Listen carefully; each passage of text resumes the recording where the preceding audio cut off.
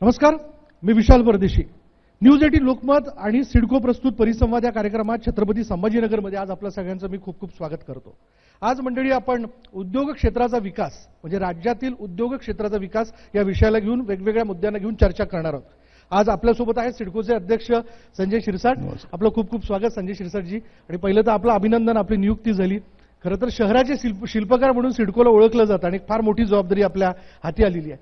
पण एका पक्षाचे आमदार म्हणून आणि शिवाय प्रवक्ता म्हणून आणि शिवाय इथले प्रतिनिधी म्हणून माझे काही प्रश्न आहेत जे खरं तर मला विचारायचे आहेत. मला अर्थातच पहिला प्रश्न आपल्याला विचारायचा आहे तो म्हणजे राज्यामधील उद्योग क्षेत्राचा विकास हा हवा त्या प्रमाणात झालाय का आपल्या कारकिर्दीत? राज्याचा विकास करताना असं तुम्हाला एका दिवसामध्ये होणारा हा चमत्कार नाही, हा प्रोसेसचा भाग असतो. येणारा उद्योग, त्या उद्योगाच्या काही कल्पना असतात, त्यांना काही डिमांड असतात आणि त्या ज्या ज्या ठिकाणी परिपूर्ण होतात त्या ठिकाणी उद्योग क्षेत्रातील लोक येत असतात. आपण गेलं कुणाला तरी सांगितलं की आमच्याकडे उद्योग टाका, दुसऱ्या दिवशी तो येईल, अशातला काही भाग नसतो. म्हणून हे प्रोसेस होताना थोडा काही काळ लागतो. परंतु आज जर पाहिलं तर महाराष्ट्रामध्ये सर्वात जास्त उद्योग क्षेत्रातील लोक इकडे डिमांड करतात, इतर राज्यात नाही. त्यांना पहिला प्रायोरिटी ही महाराष्ट्र आहे. महाराष्ट्रामध्ये काय आहे तर महाराष्ट्रामध्ये आता ज्या सुविधा, पहिले जर पाहिलं तर एखादी इंडस्ट्रीज टाकायची असली तर त्यांना इतके काही एनओसी लागायचे, इतके काही सर्टिफिकेट लागायचे की अखेरला त्याच्यात जाणारा काळ मग ते उद्योग न टाकलेला परवडला असे म्हणणारे सुद्धा होते. पण आता वन विंडो त्यांना सर्व सुविधा मिळत आहेत, त्यांना रेड कार्पेट आहे आणि वाटेल त्या फॅसिलिटी जे काही जास्त देता येतील ते सरकारची भूमिका आहे. म्हणून आता उद्योग एवढे वाढत चाललेले आहेत. आता तुम्ही पाहा या संभाजीनगरमध्ये 52,000 कोटीचे उद्योग आता आपल्या डीएमआयसी मध्ये येत आहेत. टोयोटो आहे, किर्लोस्कर आहेत आणि अनेक इतर उद्योग आहेत. म्हणून कायापालट जेव्हा होतो ना तेव्हा हे उद्योग आले पाहिजे. आमच्याकडे पूर्वी एकदा बजाजचा एक कारखाना आला आणि आम्हा सर्वांना असं वाटलं की आता शहराचा विकास झालाय आणि त्याच्यानंतर जे काही त्याच्या अनुषंगाने छोटे छोटे उद्योग या ठिकाणी निर्माण झाले, लोकांना रोजगार मिळाला. आता हे 52,000 कोटीची जी काही गुंतवणूक होते, फक्त ही गुंतवणूक नाही, कामगाराला काम नाही, तर त्याबरोबर हे नवीन शहर सुद्धा या नक्षत्रवाडी कांचनवाडीच्या साईडला एक नवीन शहराची उभारणी सुद्धा व्हायला सुरुवात होईल. ज्या ठिकाणी कामगार येतो, ज्या ठिकाणी कंपनी येते त्या ठिकाणी ह्या सर्व घटना हे घडतात. आणि म्हणून ह्या शहराचा विकास जो आहे इतक्या झपाट्याने होईल ना, तुम्हाला या 2-3 वर्षामध्ये आपली खरी या शहराची बाउंड्री कुठपर्यंत गेली हे कळायला सुद्धा कन्फ्युजन आपल्याला तयार होईल. दिसतंय छत्रपती संभाजीनगरच्या बाबतीत तसं दिसतंय की शहर आता वाढतंय आणि हळूहळू काय म्हणूयात की मूर्त स्वरूपातल्या छान छान इमारती देखील तुमच्या शहरामध्ये दिसायला लागल्यात. मला थोडं सिडकोकडे यायचंय. म्हणजे उद्योग हे तेव्हाच खरं तर कोणत्याही शहराच्या अवतीभोवती येतात जेव्हा एक सुनियोजित शहर दिसतं. आणि सिडकोला खरं तर शहराचे शिल्पकार असं म्हणून देखील म्हटलं जातं. आपण जबाबदारी हाती घेतलेली आहे, सिडकोचे अध्यक्ष पण आहात. सिडको नवी मुंबईत आपण बघतो की कसं छान पद्धतीने सुनियोजित शहर म्हणून त्याच्याकडे बघितलं जातंय. औरंगाबादमध्ये देखील सिडकोचा कारभार जो आहे तो सुरू आहे. राज्यातल्या इतर ठिकाणी पण तो सुरू असतो. येणाऱ्या कालावधीतले नवीन उद्दिष्ट काय तुम्ही समोर ठेवलेले आहेत? कशा पद्धतीने काम होणार आहे? काय सिडकोकडे शहराचे शिल्पकार म्हणून पाहिलं जायचं. काय करतायत तर घराचे निर्माण करतात, मग ते लॉटरी पद्धतीने ड्रॉ सिस्टीमने विकतात, झाला सिडको. आणि दुसरं एक महत्वाचं सिडकोकडे पाहण्याचा दृष्टिकोन एक चांगल्या या अँगलने की सिडको ही प्लॅन सिटी आहे. तेथील रस्ते असतील, ओपन स्पेस असतील, तिथं एन्क्रोचमेंट हा प्रकार नसतो. काही ठिकाणी आता तुम्ही झालेले पाहिलेले आहेत, परंतु इतका नसतो. त्याच्यावरही उपाय आपल्याकडे आहेत.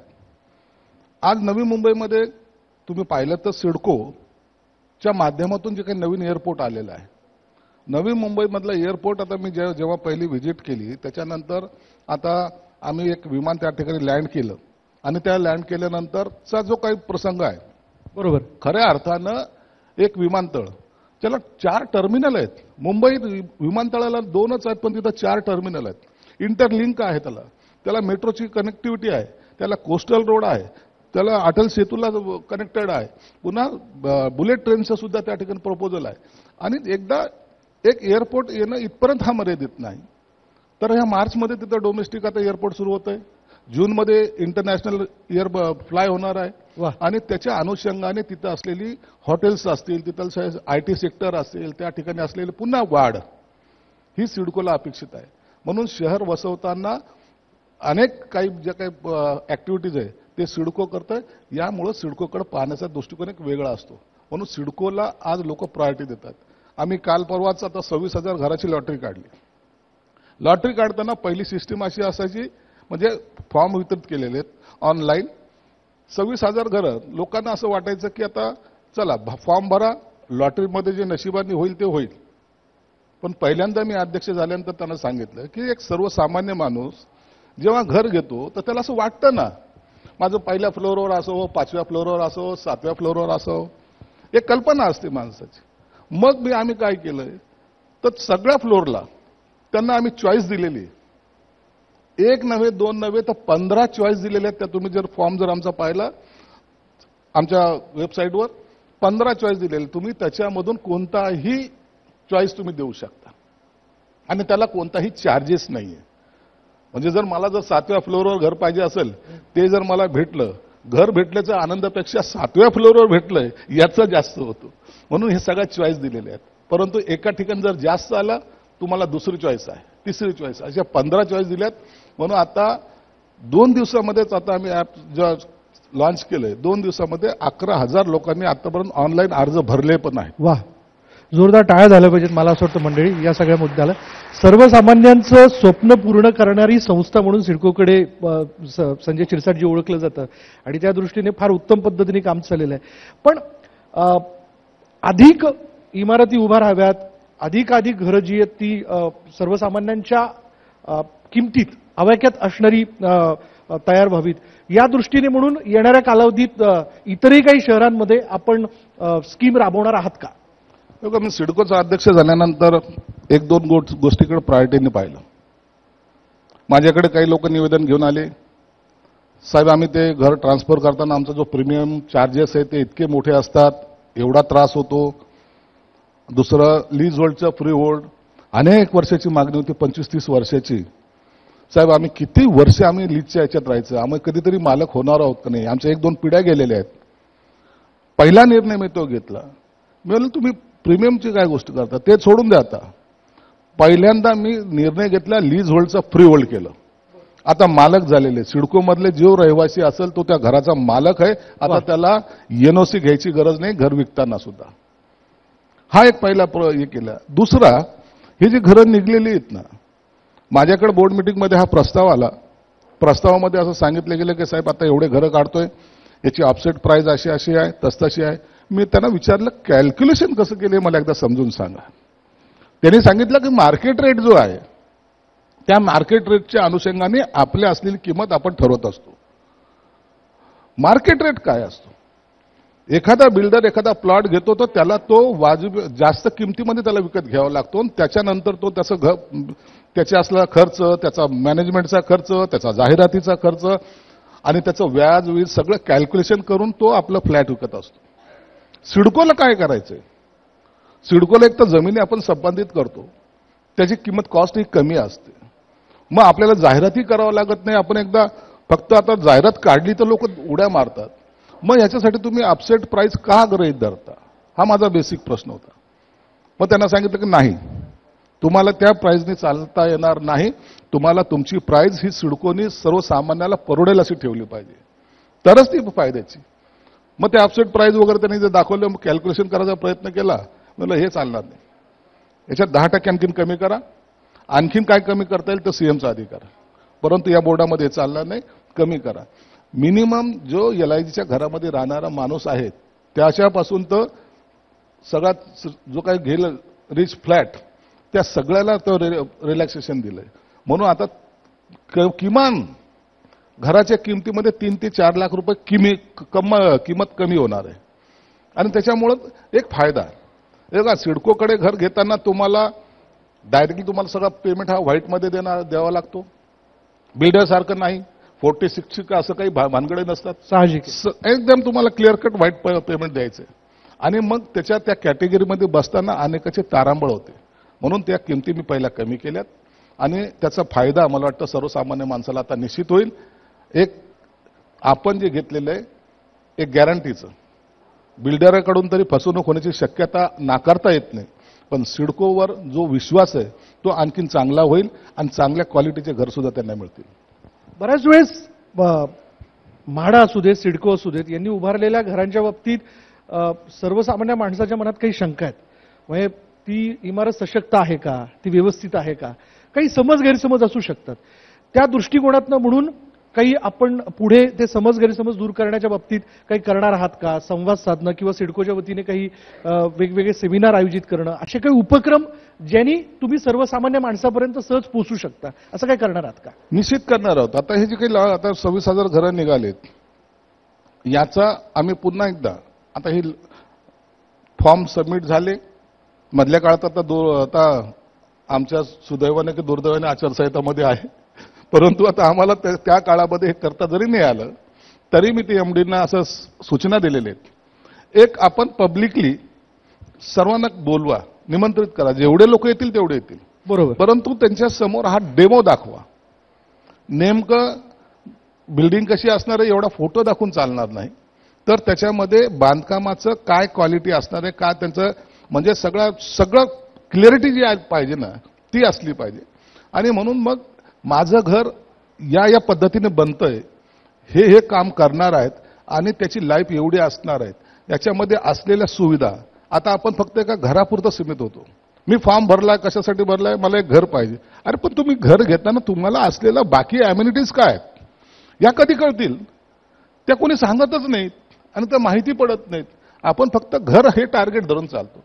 तर त्यांना बोलून हा पिक्चर त्यांच्या समोर क्लिअर झाला पाहिजे. मग त्याचं जे काय आज तो स्वप्न पाहतोय की मी आता हे घर मला मिळेल आणि मग मी तिथं गेल्यानंतर मला असलेल्या सुविधा आणि माझी असलेली कनेक्टिव्हिटी, मुंबईसारख्या ठिकाणी कनेक्टिव्हिटीला फार महत्व आहे. तुम्ही लोकलमध्ये प्रवास करणारा प्रवासी हा सर्वात जास्त आहे. मग तो हा विचार करतो की मी लोकल ट्रेनमधून उतरलो तर 5 मिनिटाच्या अंतरावर, 10 मिनिटाच्या अंतरावर माझं घर असावं. नसता लोकलमधून उतरला, 2 तासाचा प्रवास करून आला आणि पुन्हा 1-1.5 तास जर त्याला जावं लागत असेल तर त्याचं अर्ध आयुष्य त्या प्रवासातच जातं आणि त्याच्यात आपण भर पाडतो, असं होऊ नये. म्हणून आमच्या जर साईड पाहिल्या तर अक्षरशः लोकल स्टेशनच्या 5 मिनिटाच्या अंतरावर आहेत. म्हणून एक तर खर्च त्याचा वाचतो, त्याला जाणं येणं सोपं होतं आणि ह्या सुविधा फक्त कामगार म्हणून नाही तर त्याच्या मुलाबाळाला सुद्धा त्या सगळ्या सुविधेचा लाभ सुद्धा होतो.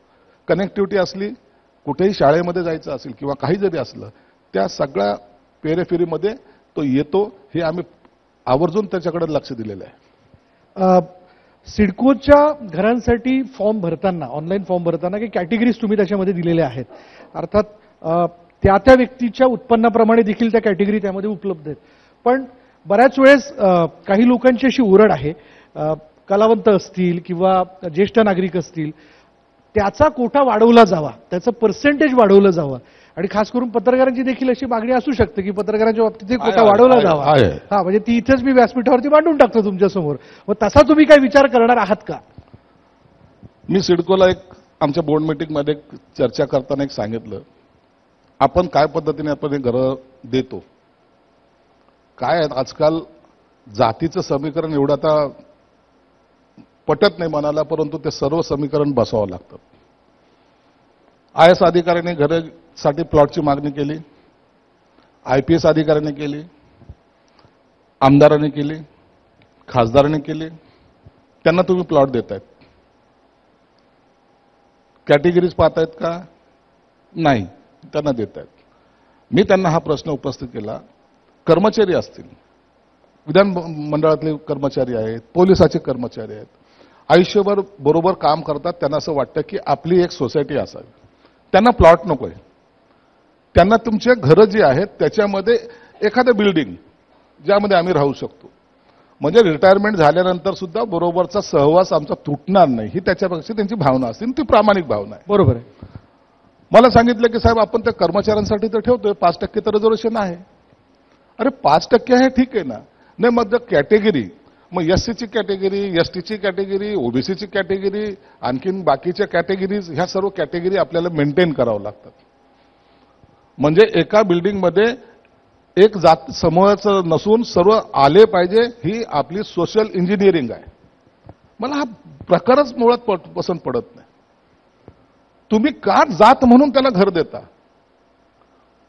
त्याला मिळालं पाहिजे, परंतु तुम्ही तर शिक्का नका देऊ ना. परंतु हे पर्सेंटेज तिथं ठरवलं जातं.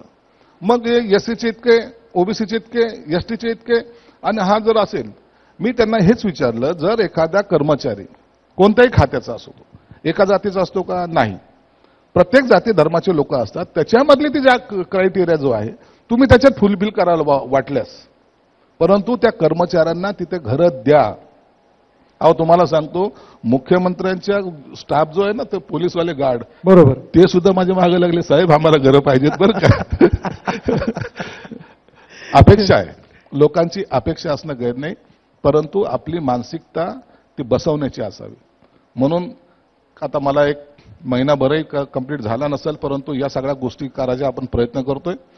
भविष्यामध्ये मला तोच विषय घेऊन पण चालायचा. ते योग्य माणसाकडनं अपेक्षा करतायत, कारण त्यांना माहिती की माणूस ही अपेक्षा पूर्ण करू शकतो. नाही, निश्चित आहे. आपल्या बघा, जे होईल ते होईल. आता लीज होल्डचं फ्री होल्ड केलं, काही लोकांच्या चेहऱ्यावर असं काही प्रश्नचिन्ह आलं, हे काय? बोर्डात तर असे ठराव होतच असतात, मग कॅबिनेटमध्ये जाईल का? मग कॅबिनेट मंजूर देईल का? केला ना मी.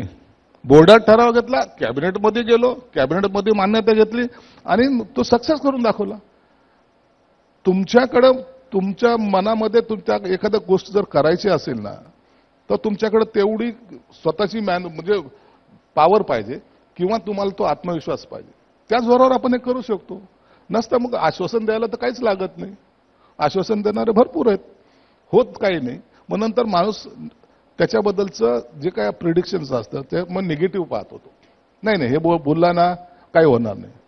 माझं असं जे होईल तेच बोलायचं, नसल होईल नमस्कार करायचा. तोही माणूस म्हणतो नाही होत, हे तोंडावर बोललाय आणि नमस्कारही केला, तो खुश असतो. अधिकारी वर्ग हाताळणं हे एक फार मोठं आव्हान असतं खरं तर. ते आत्ताच्या घडीला जर लक्षात घेतलं, गृहनिर्माणाच्या बाबतीत असं काय म्हणलं जातं की अधिकारी बऱ्याच वेळेस फाईल पुढे सरकवत नाहीत, ऐकत नाहीत, किंवा प्रोजेक्ट पूर्ण करत नाहीत, किंवा काही आडकाठी त्या ठिकाणी कागदावरती निर्माण होते. तर ती सगळी आव्हानं तुम्हाला समोर वाटतायत का? आणि असतील तर मग तुम्ही कशा पद्धतीने त्यावरती काम करणार आहात? अधिकाऱ्याचं एक मानसिकता वेगळी आहे. काही अधिकारी निश्चित चांगले आहेत. मी पाहिले काही अधिकारी काम करताना नाही हे केलं पाहिजे सर, परंतु त्याचे सबऑर्डिनेट जे बाकीचे असतात ना, त्याच्यामध्ये त्यांना असं वाटतं की उगाच काही ना काही इंटरेस्ट क्रिएट जेव्हा होतो ना, त्या टायमाला ही अडचणी तयार होतात. ज्या ठिकाणी इंटरेस्ट क्रिएट होत नाही त्या ठिकाणी सॉफ्टली कामं होतात. आणि मी म्हाडाच नाही, सिडकोच नाही, तर अनेक भागामध्ये, अनेक डिपार्टमेंटमध्ये पाहिलेलं आहे. उदासीनता जी आहे ना त्यांची एवढी वाढलेली आहे काही वेळेला.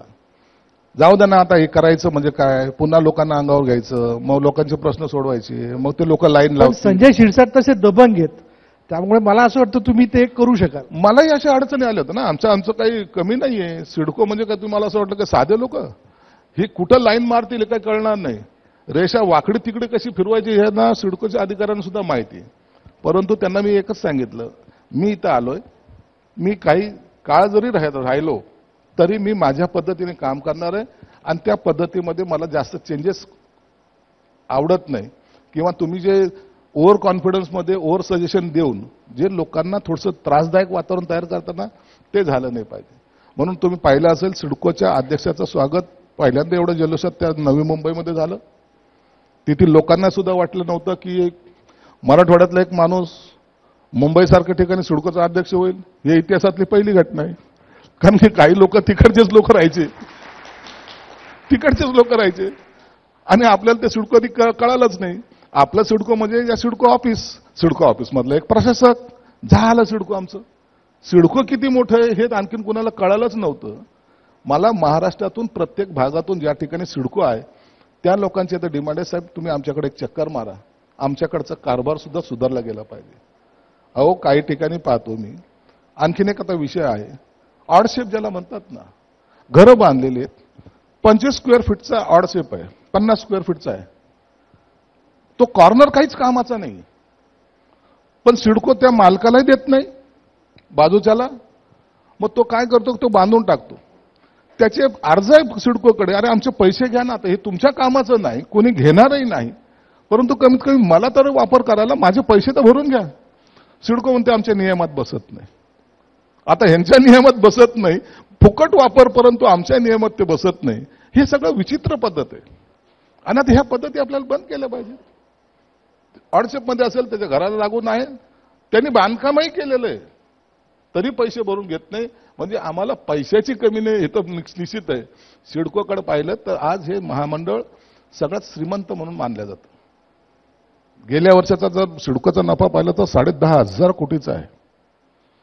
परंतु मी एक निर्णय पहिल्यांदा जो घेतला भोगले साहेब, लीज होल्डचं फ्री होल्ड करताना माझ्यासमोर चार्ट आणला. आपल्याला लॉस किती होईल? 243 कोटी रुपयाचा आपल्याला लॉस होतोय साहेब.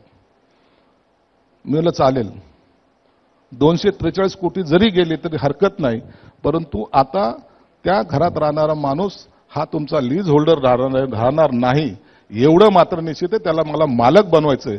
243 कोटीचा लॉस मी सहन केला आणि त्या लीज होल्डवाल्याला फ्री होल्डमध्ये मालक बनवलं, याचा मला अभिमान आहे. वा वा, क्या बात आहे. फार छान पद्धतीने सगळे निर्णय आपण घेताय. बऱ्याच वेळेस नियमाला अनुसरून करण्यापेक्षा नियम थोडेसे बाजूला ठेवून दिल बडा करके करना पडता है आणि मला असं वाटतं त्या पद्धतीने आपलं सगळं काम जे ते आपण करताय. आपल्याला खूप खूप शुभेच्छा. ज्या प्रकारे खरं तर आपण मुद्दे मांडले त्यावर मग आणखीन एक सगळ्यांच्या वतीने शुभेच्छा व्यक्त करेन की पुढल्या वेळी जरूर लाल दिव्याच्या गाडीत म्हणा आपण प्रवास करत आमच्यापर्यंत या परिसंवादात सहभागी आमच्या काम करण्याची पद्धतच असे, नियम तोडून काम करणं आमचा स्वभाव झालेला आहे. म्हणून तो महाराष्ट्राला त्याची जाणीव आहे. आम्ही जेव्हा जे पटत नाही त्याला ते आम्ही मान्य करत नाही. मग त्यासाठी काय करावं लागतं तुम्हाला माहिती, किती मोठा असं चक्कर मारून यावं लागतो. परंतु जे केलं ते चांगलं केलं हे ठासून लोकांना सांगता आलं पाहिजे. ते करण्याचा आम्ही प्रयत्न केला आणि आम्ही तुम्ही या 2.5 वर्षामध्ये पाहत असाल आज महाराष्ट्राला एक वेगळी दिशा द्यायचं काम शिंदे साहेबांच्या नेतृत्वात आज चालू आहे आणि त्याला गतीच मिळते हे सर्वसामान्य माणूस जाणून आहे. म्हणून जे करू ते सगळ्यांच्या आशीर्वादाने आणि सहकार्याने. धन्यवाद या सगळ्या संवादाबद्दल आणि आपल्याला खूप खूप शुभेच्छा. सगळ्यांची अपेक्षा आहे पुढल्या वेळी व्यासपीठावर शपथ घेताना आपण जरूर दिसाल. धन्यवाद. धन्यवाद.